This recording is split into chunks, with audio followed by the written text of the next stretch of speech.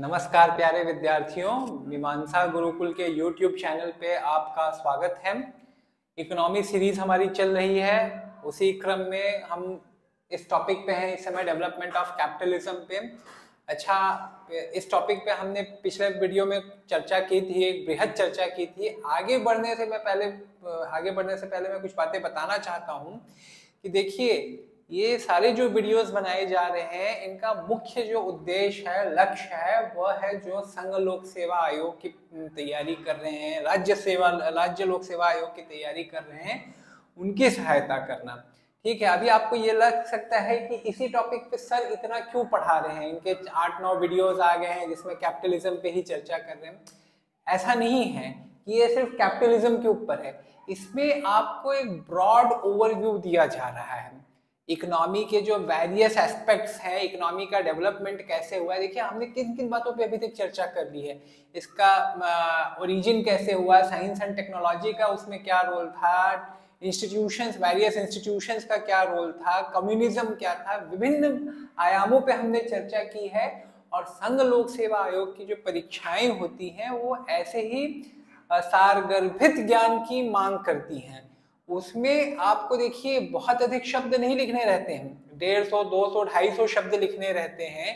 और जो उसके प्रश्न भी आते हैं वो ऐसे नहीं आते हैं कि एकदम जिसे क्या कहा जा सके ना, जो खासकर मेंस में जो क्वेश्चंस आते हैं वो ऐसे नहीं होते हैं कि फैक्चुअल टाइप हो, एक छोटा सा कोई फैक्ट दे दिया और उस पर आप लिखिए 2 पन्ने, ऐसा नहीं होता। क्वेश्चन बहुत ब्रॉड नेचर के होते हैं, so that if you have studied well you can write well. ठीक है, you can write, you can express your self in what ever world limit is given. But उसमें वही बात है ना कि आपको मोती चुनने हैं और उन मोतियों को चुन के एक लड़ी बनानी है, मोती की एक माला बनानी है। किंतु मोती चुनने के लिए आपको क्या करना पड़ेगा, आपको महासागर में गोता लगाना पड़ेगा। तो वही बात है, ये सिर्फ ये एक टॉपिक नहीं है, ये कैपिटलिज्म एक टॉपिक नहीं है। इस पे हम विभिन्न आयामों पे चर्चा करके आपकी जो सोच है उसको विकसित कर रहे हैं कि कैसे एक घटना दूसरे घटना से जुड़ी हुई होती है, उसके क्या कारण होते हैं घटनाओं के पीछे, कैसे एक ही घटना विभिन्न घटनाओं को जन्म देती है। जैसे कैपिटलिज्म के कारण हमने जो चर्चा की कि किस प्रकार से लेबर मार्केट में चेंजेस आए, किस प्रकार से कॉलोनियलिज्म इसके कारण वो इसका उद्भव हुआ, और किस प्रकार से साइंस एंड टेक्नोलॉजी, फिलोसॉफिकल जो माइंडसेट चेंज हुआ, उसके कारण कैपिटलिज्म आया। तो see there is interlinkage and this interlinkage is demanded, knowledge of this interlinkage is demanded in prestigious exams like UPSC. So this is not a single topic on which I am creating 8, 10, 15 videos. No, I am discussing various aspects. And आप इन videos को यदि ध्यान से सुन रहे हैं तो आप पाएंगे कि जो भी मैंने नगेट्स दिए जाते हैं, जो भी नॉलेज दिया जाता है, वो depending on the context of the question, चाहे एसए का पेपर हो जाए, चाहे जीएस के वेरियस जो पेपर्स होते हैं, या जो ऑप्शनल्स होते हैं। अब ऑप्शनल्स में जो सोशल साइंसेस के ऑप्शनल होते हैं, ह्यूमैनिटीज के जो ऑप्शनल्स होते हैं, लाइक सोशियोलॉजी हो गया, पॉलिटिकल साइंस हो गया, हिस्ट्री हो गया, इकोनॉमिक्स हो गया, तो उसमें आप जो भी यहाँ पे बताया जा रहा है, यदि आप अच्छे से समझ रहे हैं, उसको सुन रहे हैं, तो जो भी इंफॉर्मेशन आपको दी जा रही है वो आप according to the needs, demands of the question you can use it.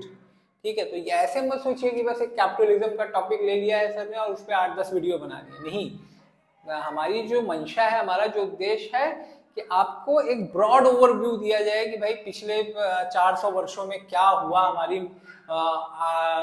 जो वर्ल्ड की इकोनॉमी है उसमें क्या इंटरलिंकेजेस हैं, वेरियस थिंग्स जो अभी हमने डिस्कस किया। तो इसीलिए मैं बार बार कहता हूँ कि इन वीडियोस को ध्यान से देखिए। हम ऐसा नहीं कह रहे हैं कि हम बहुत अच्छा कर रहे हैं या अन्य लोग खराब कर रहे हैं, लेकिन हमने जो वीडियोस देखे यूट्यूब पे, उसमें मैंने जो पाया वो यही है कि फैक्ट्स एंड फिगर्स पे ज्यादा फोकस किया जा रहा है, rather than discussing concepts, rather than exploring the interlinkage between different concepts, different events. So this is what we are aiming at, and I hope that जो भी हम बता रहे हैं ये आप लोगों को सहायक सिद्ध होंगी। तो पिछले वीडियो में हमने चर्चा कर ली थी कैपिटलिज्म के विभिन्न आयामों के बारे में चर्चा कर ली थी कि कैसे मास प्रोडक्शन आया, असेंबली लाइन आई, विभिन्न चीजों पे हमने पिछले वीडियो में चर्चा कर ली थी। आज के वीडियो में हम कैपिटलिज्म के सामने जो रुकावटें आई, बाधाएं आई, विशेषकर 1949 के बाद, उस पर हम चर्चा करेंगे। और फिर से मैं पुनः दोहराना चाहूंगा कि ये सिर्फ कैपिटलिज्म का टॉपिक नहीं। अभी देखिए, आप आगे यदि सुनते जाएंगे तो आप पाएंगे कि देखिए हम कितनी विभिन्न आयामों पे हम चर्चा कर रहे हैं, कैसे उसको जोड़ रहे हैं हम। देखिए 1914 विश्व इतिहास में एक क्या कहते हैं कि एक हिस्टोरिकल ईयर रहा है। व्हाई? बिकॉज वर्ल्ड वॉर 1, विश्व युद्ध प्रथम जो था वह शुरू हुआ, ठीक है। और इसके पीछे भी डेडली कॉम्बिनेशन ऑफ कैपिटलिज्म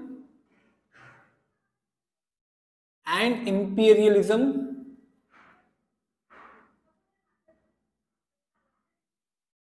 रहा है। Deadly combination of both these things, capitalism and imperialism. Capitalism क्या चाहता है भाई कि ज्यादा से ज्यादा प्रॉफिट मेकिंग हो। अब प्रॉफिट मेकिंग के लिए इन लोगों ने क्या शुरू किया, हमने पिछले वीडियो में डिस्कशन किया ही था। इंपीरियलिज्म, उपनिवेशवाद जो शुरू हुआ, तो जितने भी वेस्टर्न यूरोप के देश थे वो सब इंपीरियलिज्म में इस प्रकार उलझे, सब ज्यादा से ज्यादा टेरिटरीज चाहते थे, चाहे वो फ्रांस हो, चाहे वो ब्रिटेन हो, चाहे वो जर्मनी हो।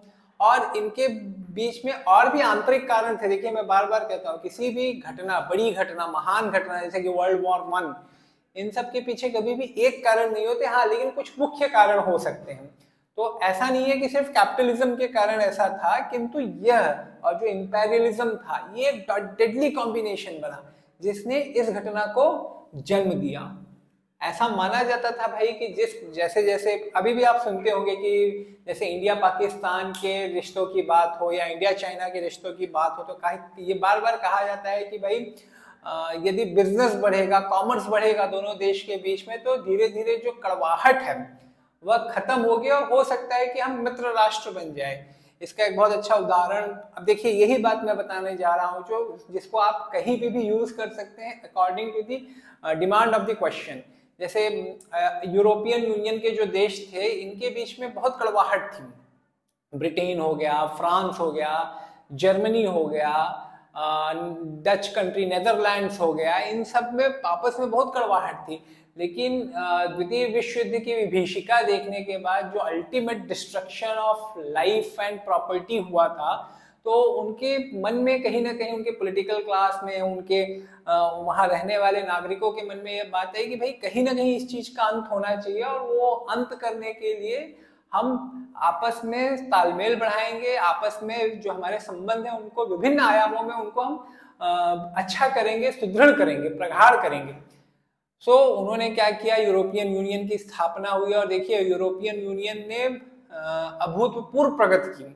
उसमें अमेरिका का भी हाथ था, मार्शल प्लान, उस पर भी हम चर्चा करेंगे आगे, किंतु अभूतपूर्व प्रगति की। तो ऐसे देश जो आपस में कट्टर शत्रु थे, धीरे धीरे मित्र राष्ट्र बन गए। तो ऐसा कहा जाता है कि भाई जैसे कॉमर्स अगर इंक्रीज होता है इंडिया पाकिस्तान, इंडिया चाइना में, तो धीरे धीरे हम भी मित्र राष्ट्र में बदल सकते हैं। किंतु अब वही है ना कि हर चीज के कई परिप्रेक्ष्य हो सकते हैं। आपको किसी एक घटना के पीछे एक पॉजिटिव कारण दिखेगा, पॉजिटिव इम्पैक्ट दिखेगा, उसी घटना का, उसी तरह के समान घटना का आपको नेगेटिव इम्पैक्ट, नेगेटिव कारण भी दिख सकता है। तो ऐसा माना जाता था कि जब वर्ल्ड वॉर प्रथम के पहले की जो स्थिति थी, तो उसमें जो कॉमर्स बढ़ रहा था विभिन्न देशों में, वह क्या करेगा, संबंधों को प्रगाढ़ करेगा। इन देशों में मैंने पहले ही बताया ना कि इनके जो विश्व युद्ध हुआ, इसका सिर्फ कारण ये नहीं था, इनके बीच पहले भी टेंशन्स थी, ठीक है। और वो टेंशन्स में इसने एक महत्वपूर्ण भूमिका निभाई। और एक उसमें चिंगारी की घटना हुई, जो हंगरी के राजकुमार को मार दिया गया, राजा को मार दिया गया, उसने चिंगारी का काम किया। उसमें हम चर्चा करेंगे यदि हमने कभी हिस्ट्री पे कोई सीरीज शुरू की तो कहने का क्या अर्थ है कि commerce, increasing commerce didn't lead to good relationships, instead it led to world war 1, ठीक है। तो ये कहा गया भाई कि ये कैपिटलिज्म जो कहता है कि नहीं, हम जैसे जैसे बिजनेस बढ़ाएंगे तो विश्व में शांति आएगी, भाईचारा आएगा, ऐसा तो कुछ नहीं हुआ। तो ये एक बड़ा खतरा आया था कैपिटलिज्म पे जो वर्ल्ड वॉर 1 शुरू हुआ। और जब भी देखिए वॉर शुरू होता है ना तो उसके कई आयाम होते हैं। उसमें कुछ पक्षों को तो बहुत लाभ होता है। लाभ कैसे होता है कि भाई वॉर टाइम जो डिमांड होती है, जैसे इंडस्ट्रियल मिलिट्री इक्विपमेंट्स की डिमांड हो गई, शिप्स की डिमांड हो गई, गन्स की, वेपन्स की, इन सब की डिमांड्स बहुत बढ़ती है। तो इनको सप्लाई करने वाले जो सप्लायर्स हैं, जो इंडस्ट्रियलिस्ट हैं, वो तो बहुत लाभ कमाते हैं, किंतु जो लॉस ऑफ लाइफ है उसका तो भाई कोई मोल ही नहीं हो सकता। और साथ ही में बहुत लोगों की आजीविका के जो साधन है वो भी छिन जाते हैं। बहुत जगहों पे फूड शॉर्टेज हुआ, माने तमाम तरह की समस्याएं आई। तो ये कैपिटलिज्म पे एक बड़ा, माने कह सकते हैं कि एक संकट था जो ये वर्ल्ड वॉर 1 हुआ। उसके बाद कम्युनिज्म की हमने चर्चा की थी, जो रशियन रिवॉल्यूशन हुआ था इसके पहले वाले वीडियो में। रशियन रिवॉल्यूशन 1917 में हुआ था। ये भी कम्युनिज्म से प्रभावित था, जो कि हमने पहले भी चर्चा की थी मार्क्स के बारे में। तो वो कम्युनिज्म के एक महान विचारक माने जाते हैं हम। तो रशियन रिवॉल्यूशन में भी हमने पहले भी देखा था कि यही हुआ कि भाई प्राइवेट मार्केट को, प्रॉफिट को, प्राइवेट ओनरशिप को, मीन्स ऑफ प्रोडक्शन को, इसको अबॉलिश करने का प्रयास किया गया। जो इंडस्ट्रीज हैं वो कोऑपरेटिव्स चलाएंगी, इंडस्ट्रियल कोऑपरेटिव्स चलाएंगी। वही लोग डिसाइड करेंगे कि कैसे प्रोडक्शन करना है, क्या वेजेस होंगे according to the skill and the effort made by means workers. तो ऐसा डिसीजन लिया गया था, लेकिन ये सब थियोरी में होता है। Practical life is not like what we are taught in theory, ठीक है। एक्चुअली तो ये सब सेंट्रलाइज्ड ही हुआ करता था। और मार्क्स ने स्वयं कहा था कि एक ऐसा स्टेज रहेगा जब डिक्टेटरशिप ऑफ प्रोलेटरिएट रहेगा। डिक्टेटरशिप ऑफ प्रोलेटरिएट माने कुछ लोग ऐसे रहेंगे जो तानाशाह रहेंगे, और वो जो पहले की व्यवस्था है, पहले की जो भी सामाजिक, आर्थिक, राजनीतिक व्यवस्था है, उसे ध्वस्त करेंगे, ठीक है। और वो ध्वस्त करने के बाद वो नई व्यवस्था लाएंगे। किंतु एक ऐसा समय रहेगा जब डिक्टेटरशिप ऑफ प्रोलेटरिएट रहेगा। तो उस दौरान देखिए लेनिन का आप देखेंगे कि उनकी डिक्टेटरशिप थी, बाद में स्टालिन की आई। वहां पे एक उनका ये हुआ करता था, पॉलिट ब्यूरो हुआ करता था, जिसमें 6-7 मेंबर रहा करते थे। तो उनकी डिक्टेटरशिप चला करती थी, वही लोग डिसाइड करते थे एक्चुअली। फिर हमने पिछले वीडियो में भी चर्चा की थी कि स्टालिन के समय में जो बड़े फार्मर्स थे, कुलक्स जिसे कहा जाता है, कुलक्स, उनके खेतों को जबरदस्ती लिया गया और कोऑपरेटिव जो फार्म्स से उनको दिया गया। वो कोऑपरेटिव फार्म्स में भी यही था, भाई आप प्रोडक्शन कीजिए, आप अपने हिसाब से प्रोडक्शन कीजिए, और आपको अपने हिसाब से उत्पादन का भी जो भी प्रॉफिट हो रहा है या जो भी प्रोडक्शन हो रहा है वो आपस में आप लोग बांटिए। लेकिन again it was in theory, in practice it wasn't like this. Ukraine में इन्हीं सब कारणों से कहा जाता है कि यूक्रेन में 1932 के आसपास एक बहुत बड़ा एक सूखा पड़ा था। इसमें मिलियंस में लोग मरे थे। उसका कुछ इवेंट का कुछ नाम है जो मुझे याद नहीं आ रहा है, किंतु आज भी जो देखिए यूक्रेन रशिया में आप टेंशन देखते हैं, कहीं ना कहीं ये सब कारण जो है ना उसके मूल में है। जो ये अकाल पड़ा था, हम कभी इस पे अन्य चर्चा कभी अन्य विषय पे यदि हम कोई सीरीज लेके आएंगे, जैसे पॉलिटिक्स पे, हिस्ट्री पे, तो इस पे हम चर्चा करेंगे। किंतु कहने का यही आशय है कि रशियन रिवॉल्यूशन जो था कम्युनिज्म से जो प्रेरित था, उसने भी एक चैलेंज दिया कैपिटलिज्म को। और उसके बाद फिर आपका आया 1929 में ग्रेट डिप्रेशन यूएस में। तो इस समय तो स्थिति इस प्रकार हो गई थी कि बहुत सारे लोगों को रोटियों के भी लाले पड़े थे, ठीक है। अनएम्प्लॉयमेंट बहुत बढ़ गया था, प्रोडक्शन लगभग 1/3 कम हो गया, अनएम्प्लॉयमेंट जो था 8 से 10 गुना बढ़ गया। इसके कारणों पे हम जाएंगे, बाद में जाएंगे, किसी अन्य वीडियो में जाएंगे। अभी हम ब्रॉड ओवरव्यू पे हैं, हम सिर्फ एक मोटी चर्चा कर रहे हैं, ठीक है, बृहद चर्चा, जिसमें हम विभिन्न आयामों को कवर करने का प्रयास कर रहे हैं। तो ग्रेट डिप्रेशन में यूएस, जो कि उस समय इंडस्ट्रियल सुपर पावर बन चुका था, वहां पे प्रोडक्शन आउटपुट जो है वो लगभग 1/3 नीचे गिर गया, अनएम्प्लॉयमेंट बहुत बढ़ गया, बैंक रन शुरू हो गया। बैंक रन माने जिन लोगों ने भी बैंक में पैसा डिपॉजिट किया था वह अपना पैसा निकालने लगे। और हमने पहले वाली वीडियो में चर्चा की थी कि भाई बैंक में कैसे होता है, काम कैसे होता है। 10 लोग आके डिपॉजिट देते हैं तो बैंक ये मान के चलती है कि 10 लोग वापस तुरंत नहीं आएंगे डिपॉजिट लेने के लिए। 10 में से हो सकता है 3 आएंगे, लेकिन 7 अपना पैसा रखेंगे। वो 3 जो गए हैं उसके बदले में और 3-4 जन आ जाएंगे। लेकिन अगर साथ ही में 10 लोग आ जाए तो बैंक डूब जाएगी। बैंक ने क्या किया रहता है, मुझसे पैसा लिया रहता है, जो भी मैंने डिपॉजिट किया उसको एज अ लोन किसी को दे दिया रहता है, चाहे रिटेल बैंकिंग में दिया हो या इंडस्ट्रियल बैंकिंग में दिया हो, लेकिन वो पैसा दे देता है। लेकिन जब इकोनॉमी पे विश्वास नहीं रहता है ना तो बैंक रन होता है। इसीलिए सरकार इतना प्रयास करती है कि भाई इकोनॉमी में लोगों का विश्वास बना रहे। ठीक है, तो बैंक रन वहां पे शुरू हो गए। और इसका जो प्रभाव था सिर्फ यूएस तक सीमित नहीं था, क्योंकि अर्थव्यवस्था धीरे धीरे इंटीग्रेटेड हो रही थी, ग्लोबलाइजेशन का जो स्केल था वो बढ़ गया था। तो फ्रांस, इंग्लैंड, इन सब में भी उसका प्रभाव दृष्टिगोचर हुआ। तो ये सब कुछ घटनाएं थी जो कैपिटलिज्म पे जिसने एक प्रश्नवाचक चिन्ह खड़ा किया।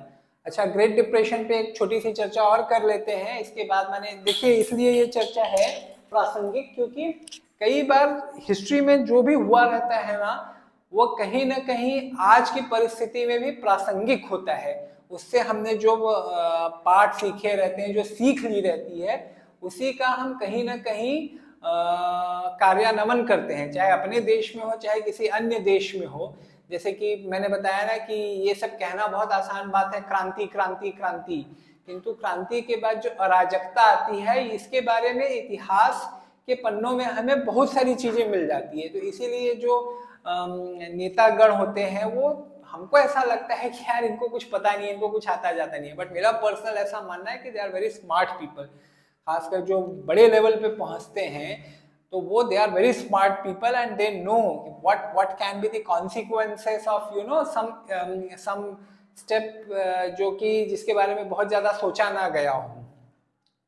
तो ग्रेट डिप्रेशन के बाद क्या हुआ कि उससे निकलने के लिए वहां पे रूजवेल्ट करके एक नए राष्ट्रपति आए थे। अच्छा, रूजवेल्ट के बारे में भी एक बात मैं बताना चाहूंगा कि वो अपंग थे। ठीक है, वो अपंग थे लेकिन उनके अंदर दृढ़ इच्छा शक्ति थी। उनके बारे में कहा जाता था कि भाई ये जीवन में कुछ नहीं कर पाएंगे अपंगता के कारण। टैलेंटेड थे, उनके पास बहुत सारी स्किल्स थी, लेकिन अपंग थे। उनके पिता ने उन्हें बहुत, माने क्या कहते हैं ना कि पिता ने बहुत उनके पालन पोषण में ध्यान दिया। और रूजवेल्ट जो थे उनको माने श्रेय दिया जाता है कि इस त्रासदी से अमेरिका को बाहर निकालने के लिए। तो क्या किया गया उस समय, कुछ ऐसे लॉस लाए गए। एक लॉ का नाम मुझे एग्जैक्टली तो नहीं याद है,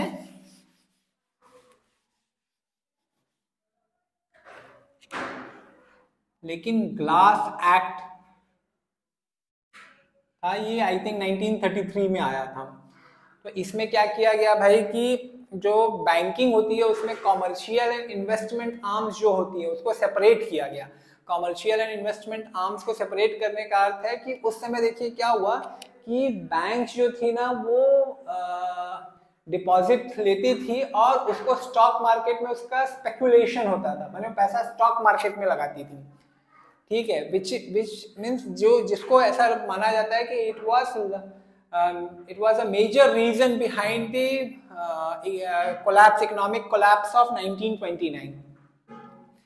क्योंकि अगर बैंक स्पेकुलेशन में लग रही है, अभी समझ लीजिए बैंक ने डिपॉजिटर से पैसे लिए 1000 रुपए और इसको डाल दिए स्टॉक मार्केट में, ये सोच के कि ये 1000 रुपए हो जाएंगे 10,000 में। ठीक है, बट अभी वो क्या रीजन था उसमें हम बाद में चर्चा करेंगे। बट अगर किन्हीं कारणों से 10,000 होने के बजाय ये हो जा रहे हैं 10 रुपए, ऐसे बहुत सारे लोगों के 10 रुपए हो जा रहे हैं, उनको इन्फॉर्मेशन ये लोगों को पहुंच रही है कि भाई ऐसा कुछ चल रहा है जो डिपॉजिटर्स हैं, तो क्या करेंगे, दे विल अप्रोच बैंक कि भाई हमारा पैसा वापस दो। लेकिन बैंक देगी कहाँ से, बैंक के पास तो 1000 रुपए डाल के 10 रुपए मिले हैं, तो बैंक देगी कहाँ से। तो इसके लिए ग्लास एक्ट लाया गया जिसने बैन किया कि भाई कॉमर्शियल एक्टिविटी अलग रहेगी, इन्वेस्टमेंट एक्टिविटी अलग रहेगी। बैंकिंग में बहुत सारे रेगुलेशंस आप देखते हैं, बैंकर्स माने बैंकिंग इंडस्ट्री पे बहुत सारी रेगुलेशंस रहती हैं गवर्नमेंट की। तो जो कैपिटलिज्म के जो एरिडेंट प्रोपोनेंट्स है, जो कहते हैं कि नहीं कोई रिस्ट्रिक्शंस नहीं होनी चाहिए, ऐसा नहीं है। Government regulation is necessary, otherwise हमें ऐसी चीजें दिखने को मिलती हैं कि भाई प्रॉफिट मोटिव के चक्कर में ऐसा काम किया जाता है कि एक तो प्रॉफिट जो कैपिटलिस्ट क्लास है उसे भी नुकसान होता है। ठीक है, अब बैंकर्स ने ये क्यों किया था? ज्यादा प्रॉफिट मिले, 1000 का 10,000 हो किंतु हुआ 10 रुपए, तो उनको तो नुकसान होता ही है। जो ऐसा सोचते हैं कि रेगुलेशन ना रहे तो हम 1000 का 10,000 कर देंगे, उनको तो नुकसान होता ही है। बट साथ ही में सिस्टमैटिक जो फेल्योर होते हैं पूरी इकोनॉमी में, उसके कारण पूरी इकोनॉमी तहस नहस हो जाती है। तो इसीलिए रेगुलेशन इज नेसेसरी। ऐसे प्रश्न पूछे जा सकते हैं, और वैसे भी यूपीएससी तो बहुत ही थॉट प्रोवोकिंग क्वेश्चंस पूछती है, और आपको बहुत कम समय में आपको अपना उत्तर लिखना रहता है। तो आप कब कर पाएंगे? तब कर पाएंगे आप जब आपके पास ज्ञान का भंडार हो, साथ ही में उनके बीच जो अंतर संबंध है उनके बारे में भी एक अच्छी समझ हो। तभी आपके पास जो 7 मिनट 8 मिनट 10 मिनट रहते हैं उसमें आप अपने उत्तर लिख पाते हैं। ठीक है, तो ये हो गया। उसके बाद और भी कुछ चीजें वहां पे की गई थी, जैसे कि स्टॉक मार्केट स्पेकुलेशन जो होते हैं उस पे काफी रेगुलेशंस आए। स्टॉक मार्केट रेगुलेशंस आप कह सकते हैं।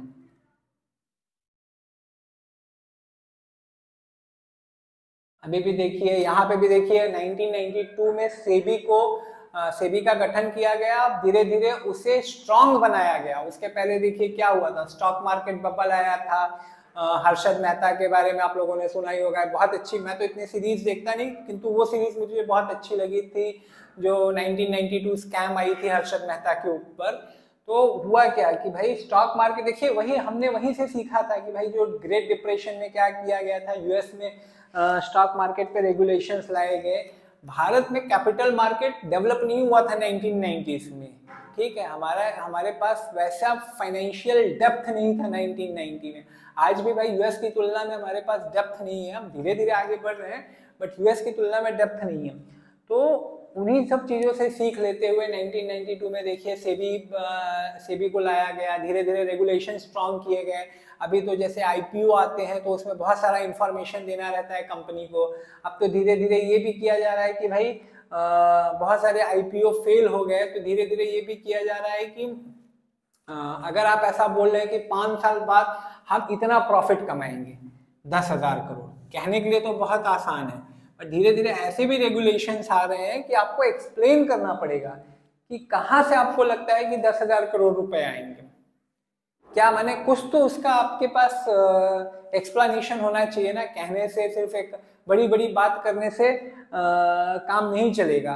और सेबी अभी, पहले तो आईपीओ को तुरंत क्लियरेंस मिल जाता था 70-75 दिनों में, बट अब सेबी बहुत स्टडी कर रहा है तो क्लियरेंस भी तुरंत नहीं मिल रहा है, 120-25 दिन लग जा रहे हैं फिर।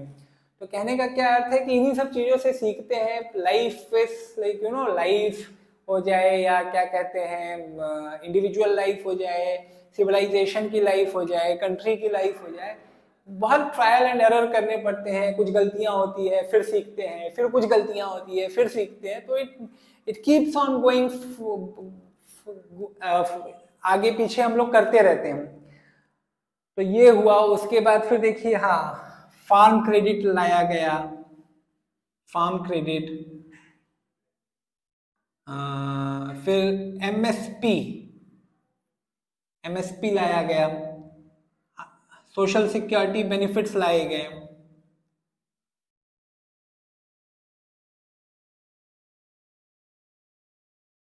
फार्म क्रेडिट, एमएसपी के बारे में देखिए बहुत चर्चा होती रहती है। अभी जो किसान आंदोलन हुआ था वो किस पे हुआ था? इसी पे हुआ था, एमएसपी पे जो हुआ था। मार्केट का जो फार्म मार्केट्स को जो ओपन करने का जो प्रयास चल रहा था, उनको लग रहा था कि धीरे धीरे सरकार एमएसपी, जैसे जैसे मार्केट प्राइवेट होते जाएंगे एमएसपी हट जाएगा। ठीक है, तो ये सब चीजें देखिए ग्रेट डिप्रेशन के बाद आई थी। वहां पे रूजवेल्ट ने, वहां के पॉलिटिकल क्लास ने, भाई फार्मर्स को एक एश्योरेंस रहना चाहिए, तभी तो वो प्रोडक्शन करेंगे ना। अगर मुझे ये चीज पता रहे कि देखिए फार्मिंग क्या होती है, it's a very risky business. ठीक है, कब माने सूखा पड़ जाए, कब पानी ना बरसे, कब बहुत ज्यादा पानी बरस जाए, कब कौन सा रोग लग जाए, कब मैंने वर्ल्ड मार्केट में, अब समझ लीजिए मैं गेहूं का उत्पादन कर रहा हूँ और वर्ल्ड मार्केट में गेहूं इतना हो जाए कि मेरा प्रोडक्शन कॉस्ट ही समझ लीजिए 5 रुपए किलो, वो भी निकालना मुश्किल हो जाए, तो उसके लिए मुझे फार्मिंग करने से डर लगेगा। किंतु यदि फार्मिंग नहीं होगी, फसल नहीं होगी, तो सारा भाई हम जो भी काम कर रहे हैं मुख्यतः तो हमारा काम यही है ना, भोजन करना, ये तो एक मुख्य काम है। भले समझ लीजिए मैं ये वीडियो ना बनाऊं, ठीक है, आप ये वीडियो ना देखें, आप पढ़ाई ना करें, लेकिन भोजन तो सभी करेंगे, छोटे बच्चे से लेके 100 वर्ष का वृद्ध भी करेगा। तो इसके लिए एमएसपी लाया गया वहां पे, ताकि फार्मिंग सेक्टर में स्टेबिलिटी रहे। फार्मिंग सेक्टर में जब भी स्टेबिलिटी नहीं रहती है, जब भी भूखमरी की अवस्था रहती है, तो ये तो अपने आप में एक गलत चीज है भाई। यदि हमारा जो एक मानव जाति में यदि ऐसा हो रहा है कि लोग भूख से मरे, तो वो तो हमारी जो फिलॉसफी है, हमारी जो सोच है, हमारा जो मानव होने का जो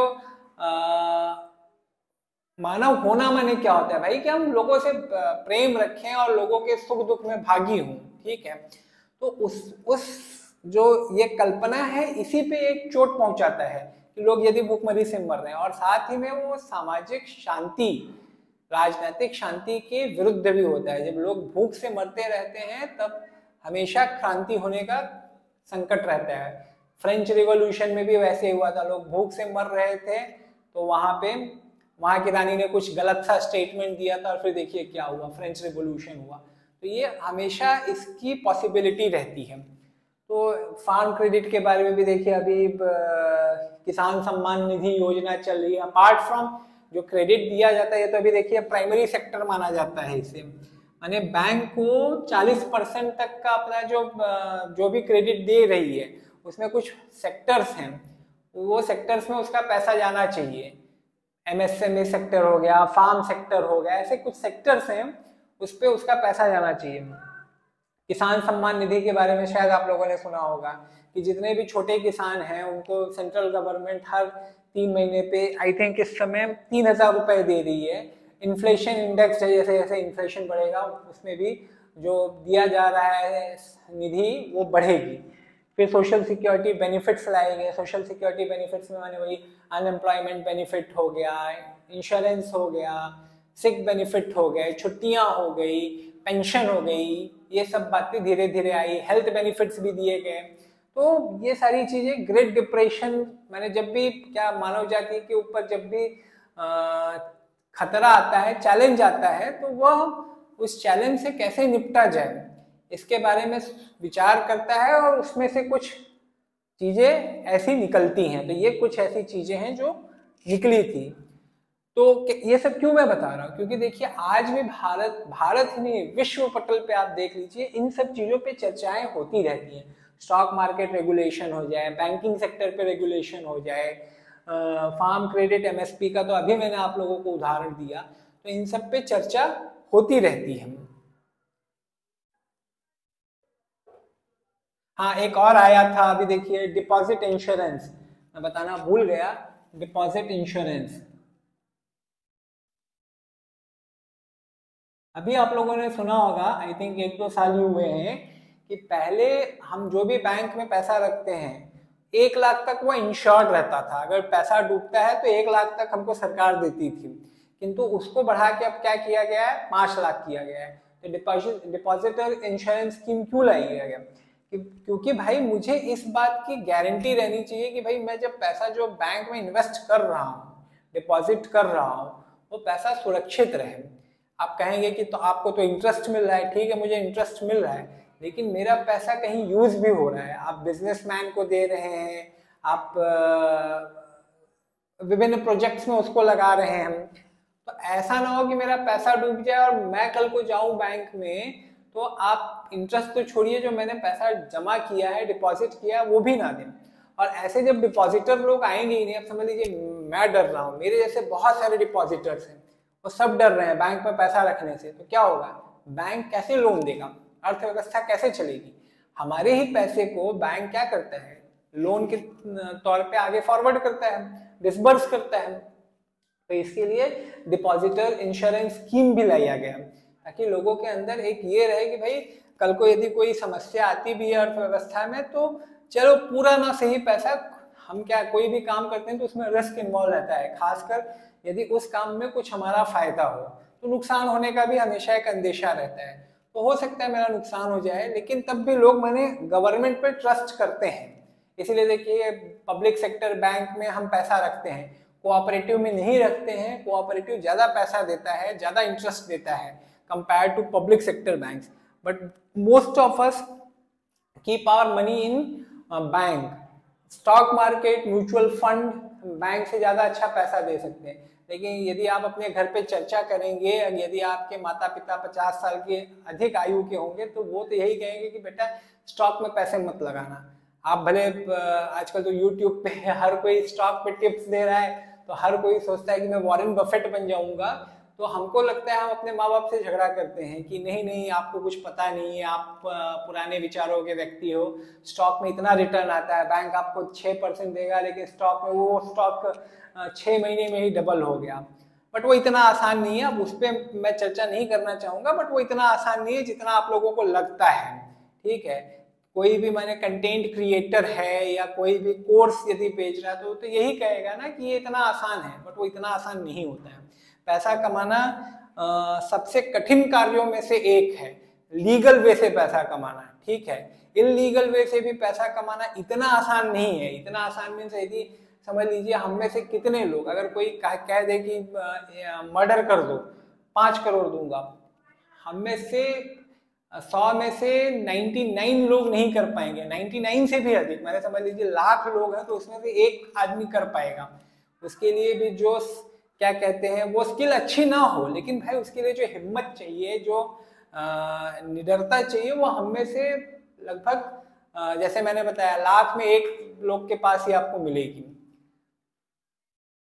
तो ये सब तो बातें हो गई कुछ कैपिटलिज्म पे जो संकट आया था प्रथम विश्व युद्ध के बाद उस पे।